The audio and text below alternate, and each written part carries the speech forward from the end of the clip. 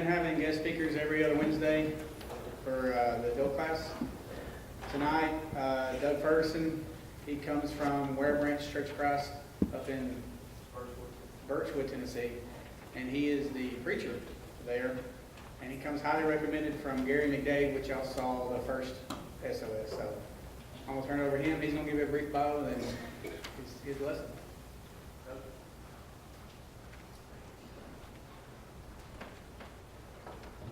All right, one thing you will learn about me is I have poor eyesight, which helps me in my lessons, just in case someone is shaking their head no. I think that they like the lesson.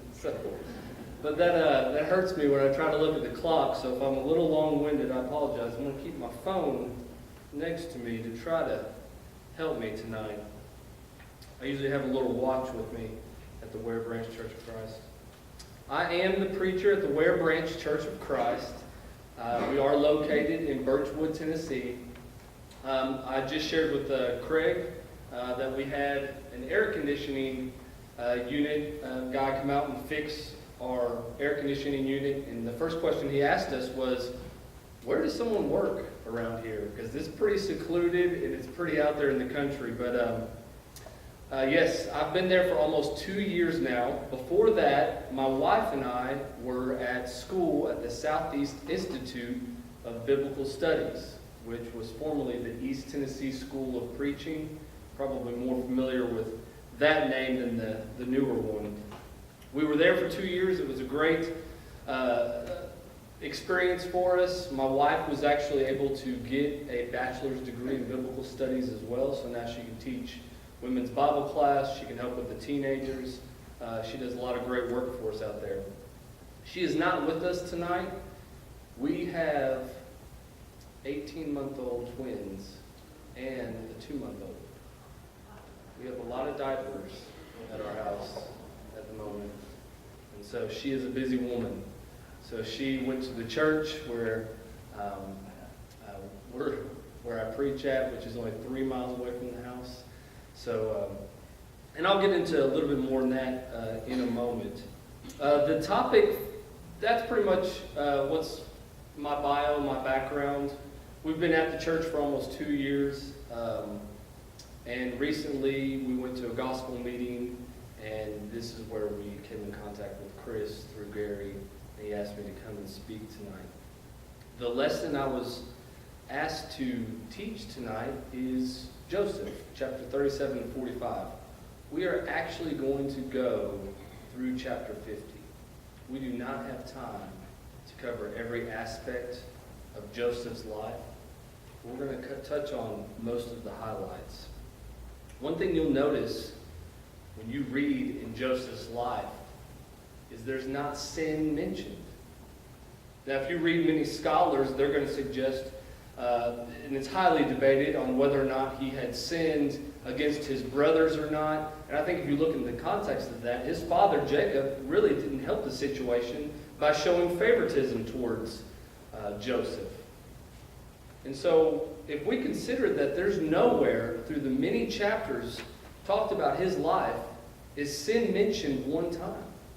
I'm by no means suggesting that Joseph was a perfect individual, but I am suggesting to you that he was a man of great character. And I think if we look into his life very carefully, we'll be challenged by some of the things that we'll begin to notice. I have one question for you as we start. Do you care whether you're a better person this week than you were last week? Honestly. Because if you don't, then this lesson is not for you. But if you're a person who does care that they continually grow spiritually and closer to God, then hopefully this lesson will challenge you and it will help you in your Christian walk. If you've been blessed to be in children's Bible class, I'm sure that you've colored that coat of many colors several times, and I know that not everyone has had that great blessing of being in the children's Bible class, but if you had, I'm sure that you've colored that coat like I have many times. And because you colored that coat, you got to hear the story that he was a favorite son. His father had loved him. It was really exciting to hear that and to get to participate in that. But as hopefully you've grown up through the years, you've realized that there's a whole lot more to Joseph's life than just a coat of many colors. Here are some of the high points of his life. He was a favored son, and because of envy, there was turmoil between him and his brothers, eventually would cause him to be sold into slavery. And the Midianites would sell him to Potiphar in Egypt, who eventually he would be falsely accused of committing rape to Potiphar's wife, and then he would be thrown into prison because of that false accusation. And from prison, he would be highly esteemed and promoted to be over all who were in the prison. And then because of interpretations of dreams, he would eventually be working for Pharaoh in his palace. And because of wisdom and his reliance that he had upon God, he would be promoted to second in command over all of Egypt. So I think if we try to put this in its proper perspective, we begin this story in chapter 37 where Joseph is 17 years old. And with the 7 years of plenty and the 7 years of famine, we can conclude he's possibly somewhere around 30 years of age. So we're covering roughly more than 13, 14 years or more of his life through these chapters.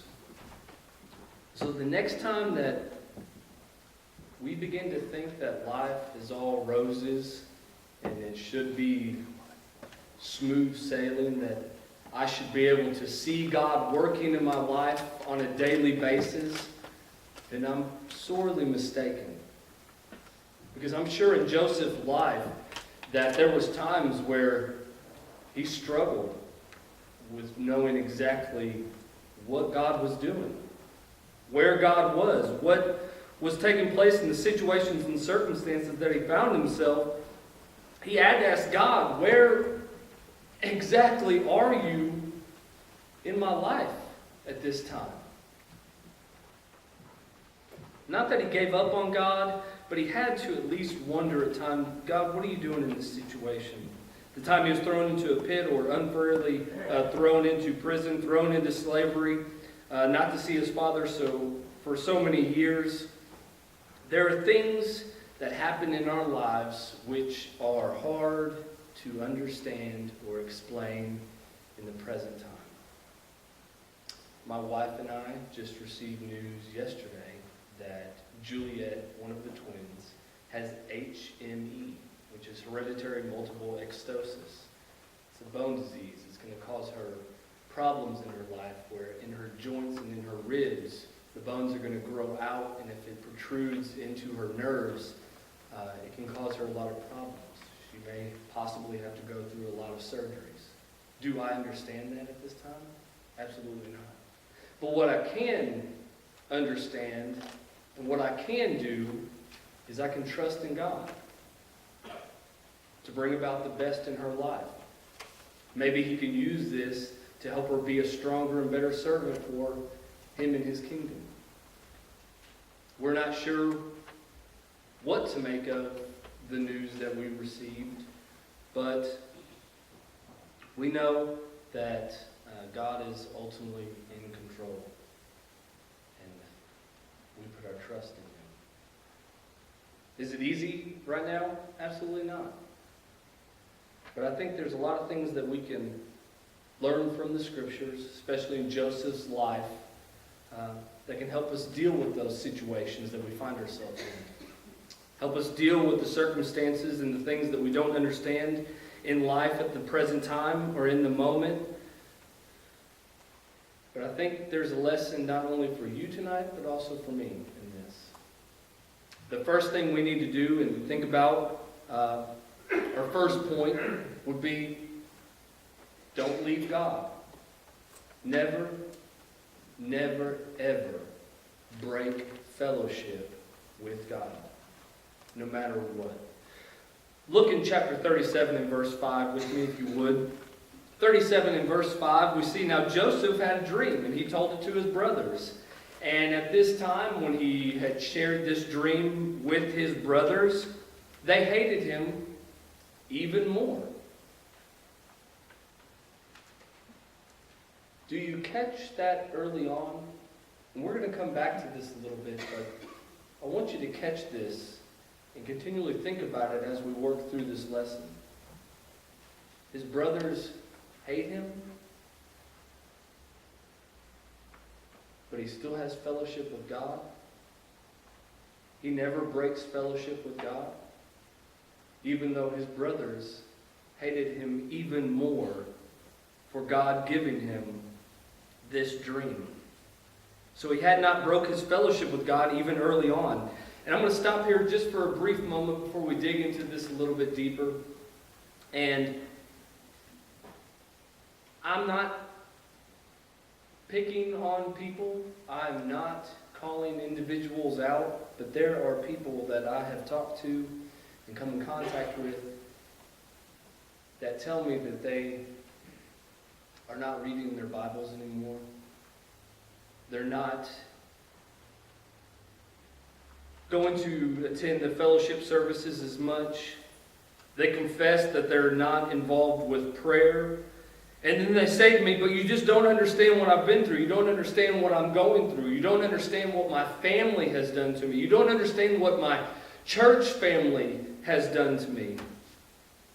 I want it to stand out as a very strong point early on in this lesson that even when Joseph was mistreated, he did not break fellowship with God no matter what.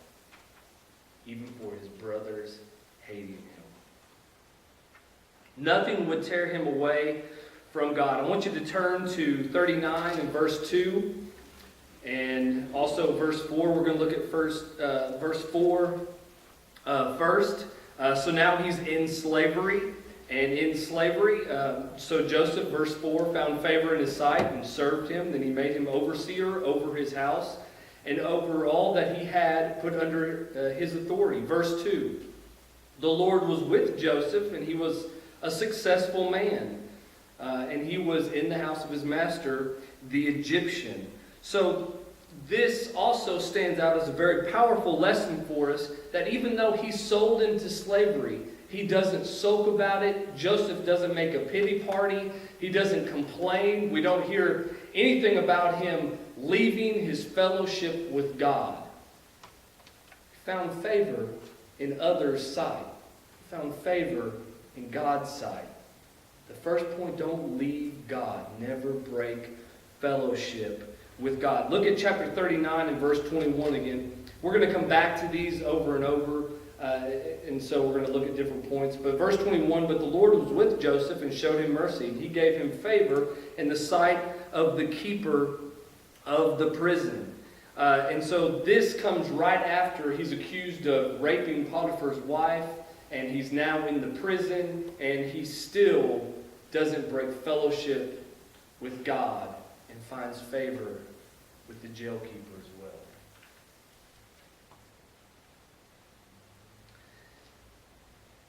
And if you notice something in verse 21 of 39, but the Lord was with Joseph and showed him mercy and gave him favor in the sight of the keeper of the prison.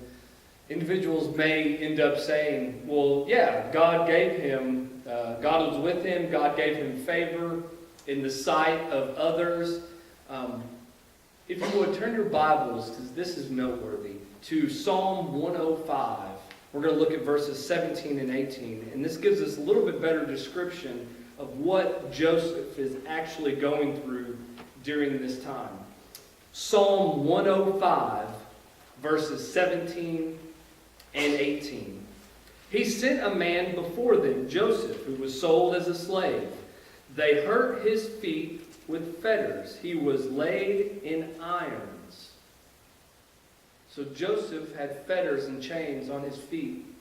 They caused him great pain. That hurt his feet in these heavy chains. And so if my idea is, yeah, God is with him, this must have been some like federal prison with all of its comforts and luxuries. No, Joseph bore all the discomforts, all the pain as someone else who was convicted of a crime. He was treated as a criminal. And even though he's in stocks and chains and these fetters that hurt his feet, unfairly, unjustly, falsely accused, he never broke his fellowship with God. It didn't matter what he was going through. He never left God. Look at chapter 40 back in Genesis.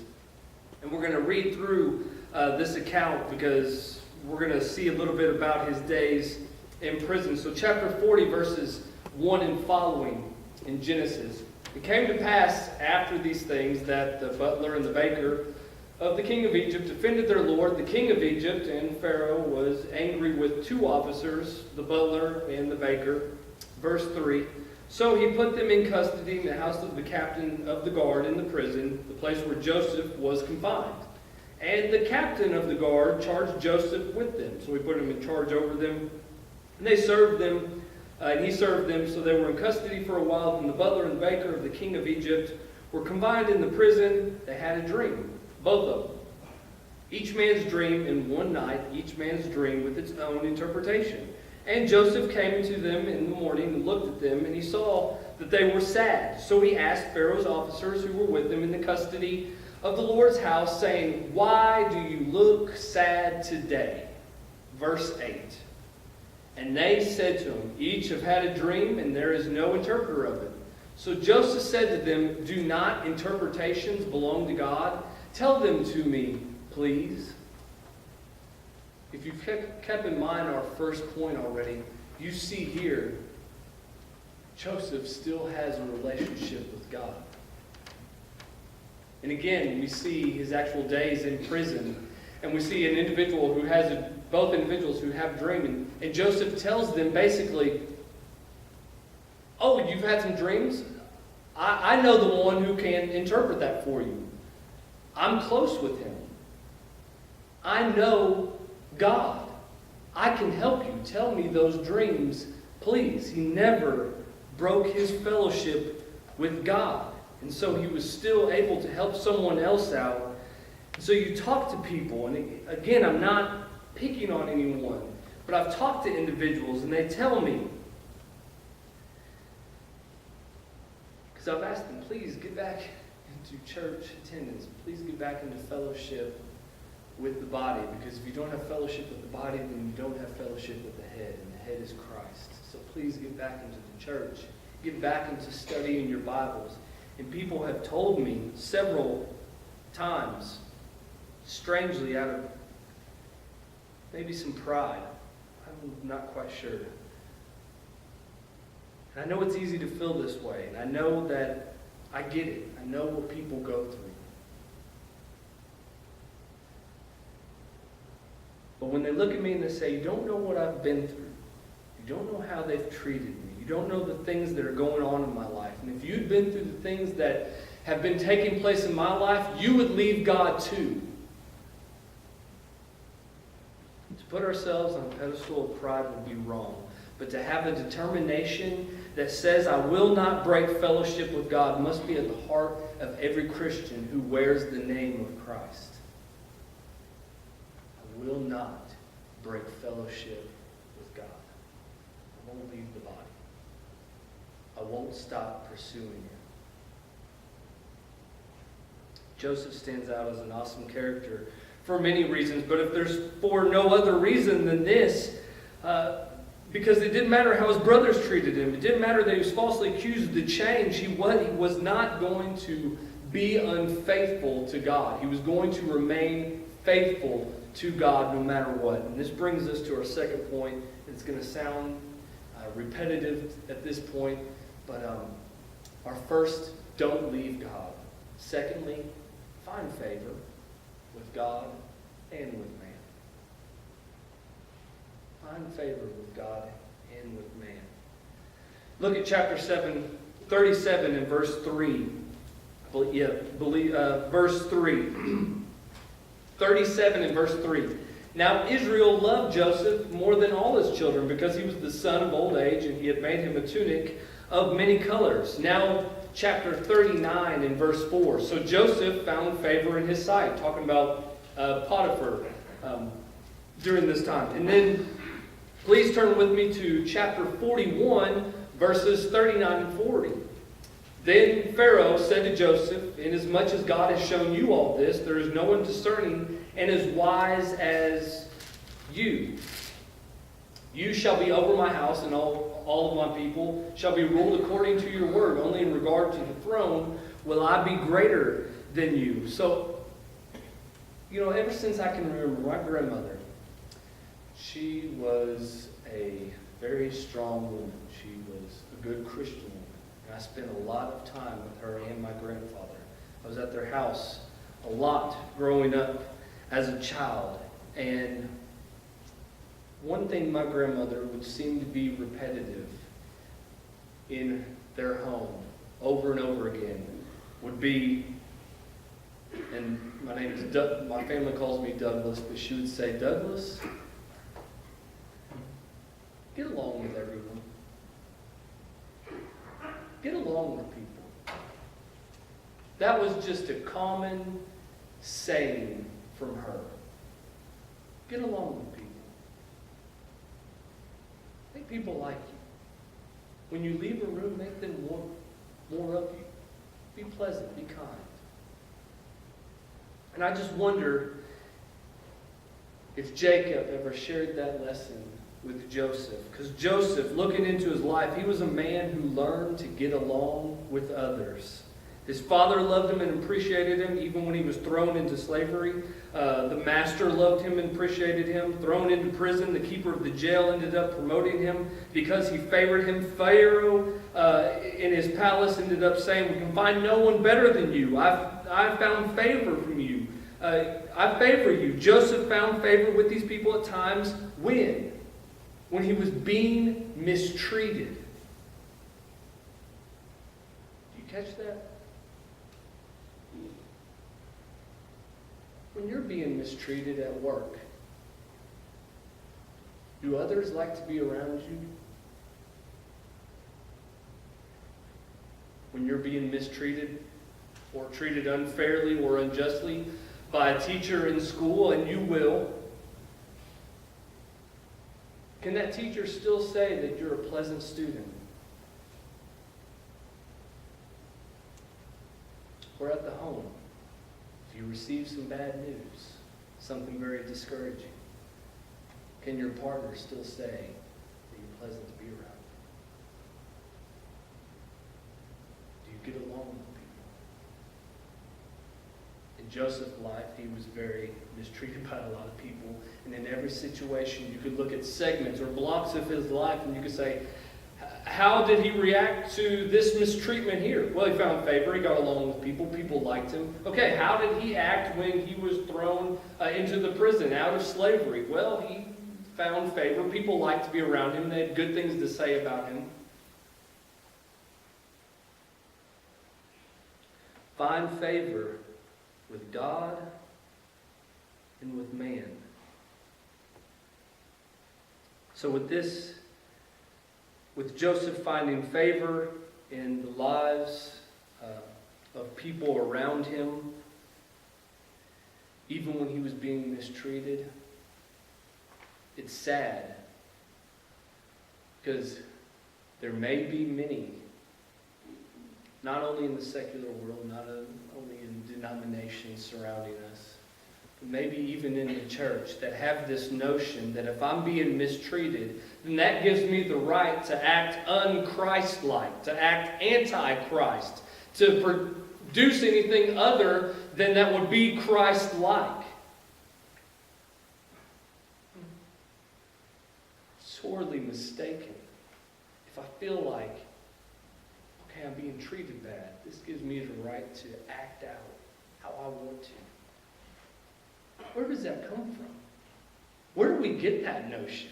Where do we get that kind of right or that freedom that says, I'm going to do whatever I want to do because I'm hurt, because I feel sad, because people are mistreating me during this time? Where does that come from? Because when I read the scriptures, That does not come from the Bible. The Bible teaches long-suffering, patience, meekness, kindness. Turn the other cheek. Don't return evil for evil. Do good to all men.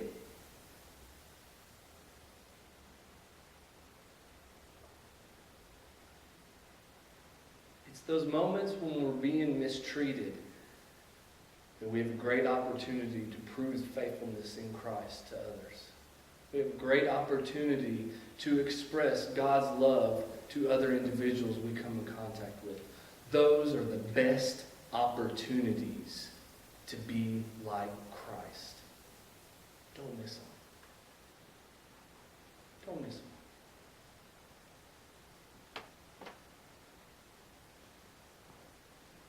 It's not our righteousness, it's God's righteousness. If I carry the name of Christianity, I do so for a reason that I stand out. I'm different than the world. And that brings us to our next point, responsibility. Look at chapter 37 and verse 2. This is the history of Jacob. Joseph, being 17 years old, was feeding the flock with his brothers, and the lad was with the sons of Bilhah and the sons of Zilpah, his father's wives, and Joseph brought a bad report of them to his father. Now you're going to read, or you could read, many scholars, and it's, again, highly debated on what this report was. Well, I'm going to let you in on a little secret. We don't know what that bad report was. But you know what we do know, and we can know for sure? Joseph did not join in with them. That's what we can know for sure. Joseph did not join in with them. He dealt responsibly with his family. He wasn't going to be the reason that his family's name was marred. He realized that a name was worth a great price, and he was going to maintain the dignity of his family's name. Look at chapter 39, verses 8 and 9. Joseph was responsible. Verse 8. But he refused and said to his master's wife, "Look, my master doesn't know what is with me in the house, and he has committed all that he has to my hand. There is no one greater in this house than I, nor has he kept back anything from me but you, because you are his wife. How then can I do this great evil or wickedness and sin against God?" Typically, when we share this story with other individuals, the first thing or the only thing we may share with them is, well, Joseph didn't commit adultery because it would have been sin against God. You know, there's actually two reasons. Did you catch that first one? The second one, of course, and we're going to come back to this later. The second one, of course, is because he doesn't want to sin against God. But if you were to ask Joseph, "Joseph, why did you not sleep with Potiphar's wife?"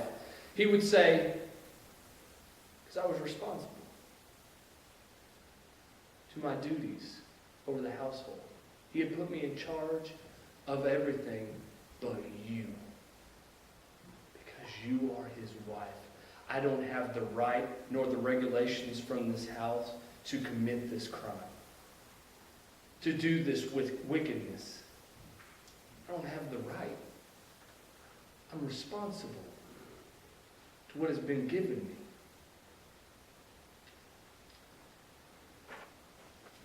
And you get to see how awesome this man's thought process is in the scriptures. Look at continue with me in this chapter, verses 22 and 23. "And the keeper of the prison committed to Joseph's hand all the prisoners who were in the prison. Whatever they did there, it was his doing. The keeper of the prison did not look into anything that was under Joseph's authority, because the Lord was with him. And whatever he did, the Lord made it prosper."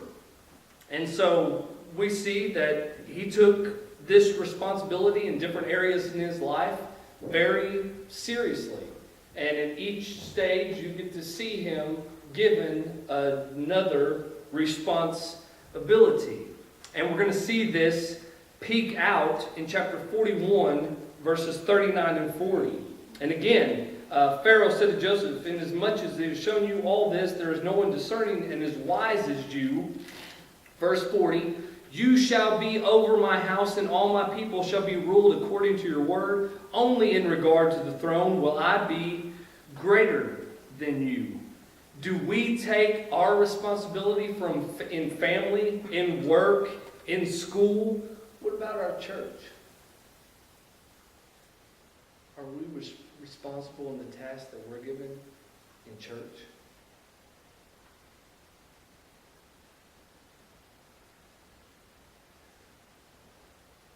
Before we develop that thought, do you notice a ramping up, a building up, a rags to riches type story in Joseph's life? Do you see that here?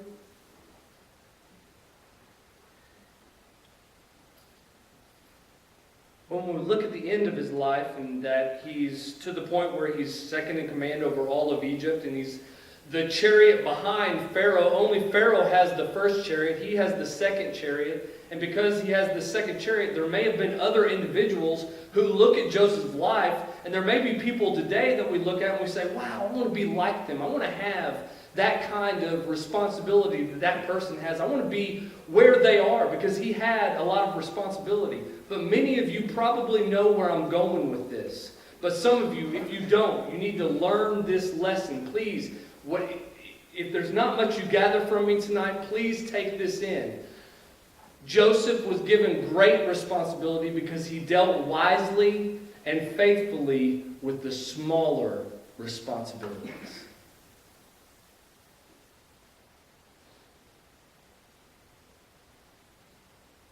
God is not going to give you greater responsibilities if you don't deal with the smaller ones wisely first.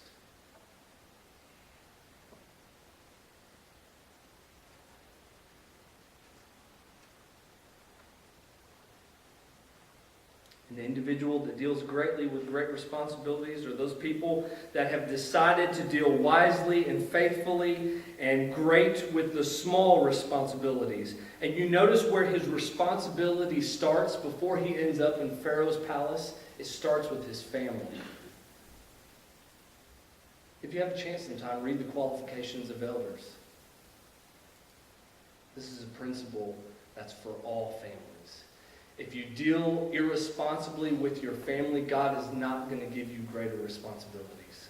Man will, but God will not. Do not forget that.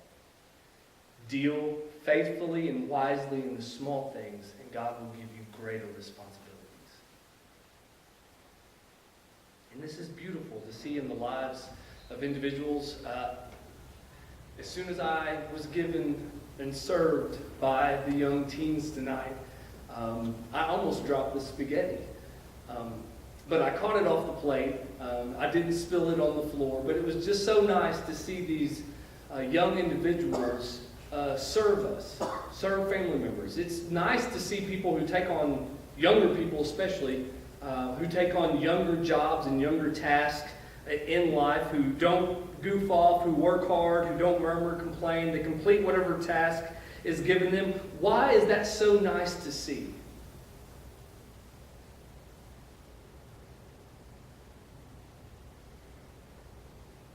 Because people who are responsible gather others' attention. It's impressive. It's good to see. We can look at a young person's life, and when you see that they're dealing responsibly with the small things, you can almost bet if they continue that process, man, they have a bright future ahead of them. Maybe some people, you look at their life and they don't have such a bright future. You realize they haven't dealt wisely with the small things that was given them. And you can notice this also, this carries over into the church.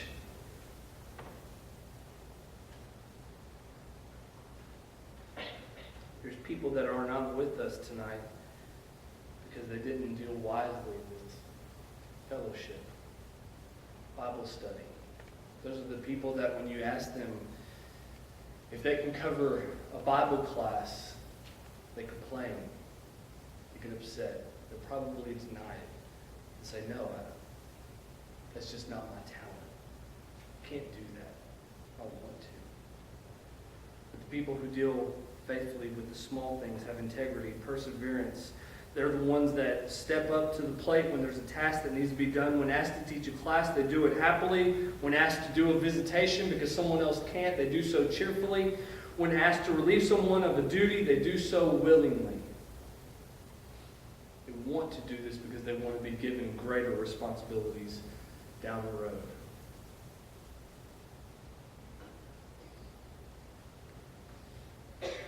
We have a lot of lesson to go over still, and it's 7:45. So I'm going to try to speed this up, unless you have an objection to that. This brings us to our fourth point.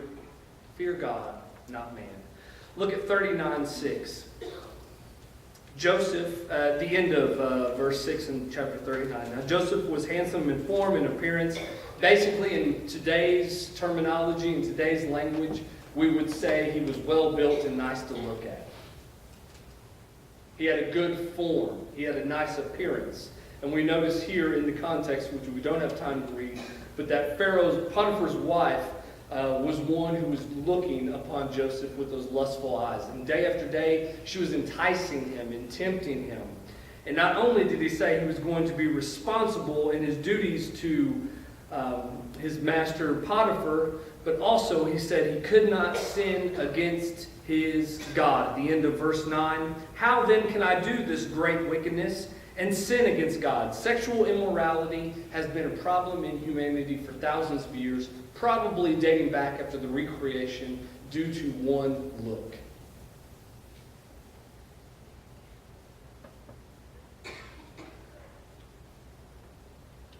Joseph makes this look real easy. I'm not belittling the tragedy of adultery. I'm not trying to take away anything of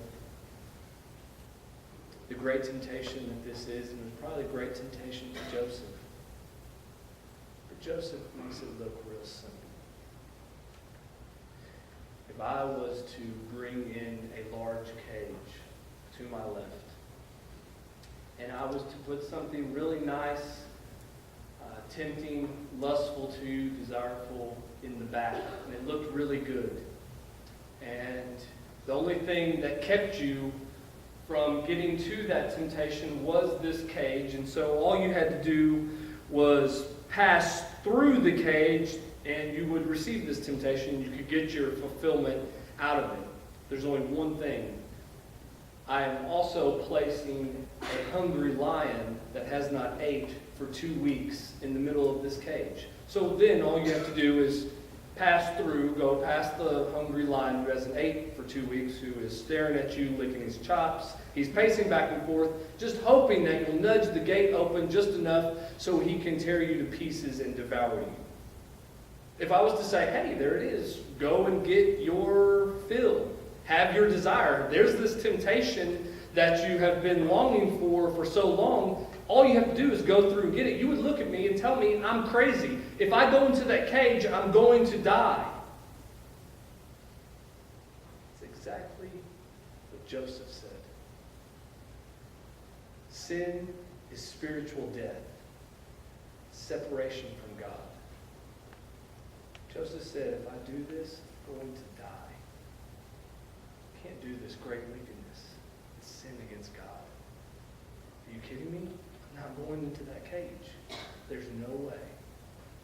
It's a healthy perspective and a view of sin that we need to have in our lives today.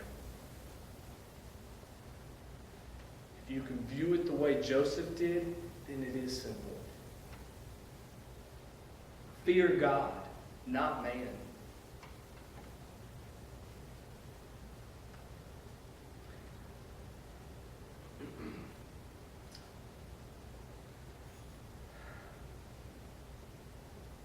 Some people may say tonight's lesson was fire and brimstone.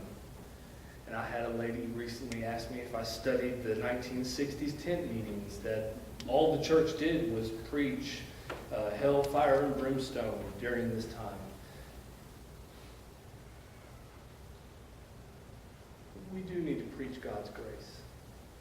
But if I'm not balanced, and if I'm also not preaching the severity of God from Scriptures, then I'm dealing with people wrongly. I'm not helping people spiritually. I'm leading them right into that cage of temptation. God's grace does cover sin.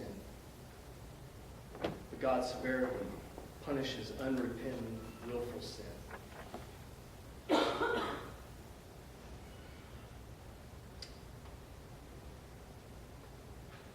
How long is the devotional? Am I getting that? Okay. I got 2 pages left. Is that? All right. Yeah, I know. That's. When I got to 8 pages, I thought maybe 7, 6. Joseph was forgiving. Joseph had a forgiving spirit. We don't have time to go into it, but once his brothers showed up in chapter 45, Joseph had every right to treat them unfairly like they had treated him. He could have starved them. He could have actually put them to death. But Joseph wants to re-emphasize something. And I want you to turn to chapter 50 and look at verse 20 with me as we try to make our way towards a closing. Joseph's going to re-emphasize this. But as for you, you meant evil against me, but God meant it for good. Even though his brethren had meant to cause him harm and meant to cause him great evil, God brought about good out of the situation. And you see this forgiveness, this forgiving nature throughout all the chapters that you read. It's almost like the thing hidden behind the scene, or it's the light that if you don't look up and see it, you're going to miss it. His forgiving nature is carried throughout his life.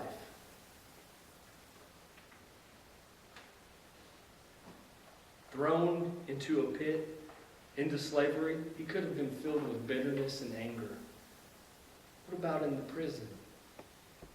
Being falsely accused? Wow, that would make many people resentful and create and develop hatred within one's heart. But not Joseph. He was forgiving. We need to believe this, even though I know it's hard and it is difficult. I want you to grasp something tonight. I want you to take this and hold on to it in your lives. The only people we can forgive are those people who have hurt us. And when we fail to forgive those who have hurt us in the times that seems the most difficult, then we're really only hurting ourselves. Only people we can forgive are those ones that have mistreated us, treated us unfairly, treated us unjustly, who have hurt us physically or spiritually. It's an awesome opportunity to show God's grace and his forgiveness to others when they treat us badly. Remember this. Next time someone hurts you, remember, hurt people hurt people. It needs to stop with us. Forgiveness, God's grace, his mercy, extend it into the lives of other individuals. We are going to stop there. And we're going to save the last bit for the devotional. Thank you for your time. Thank you for your listening here tonight.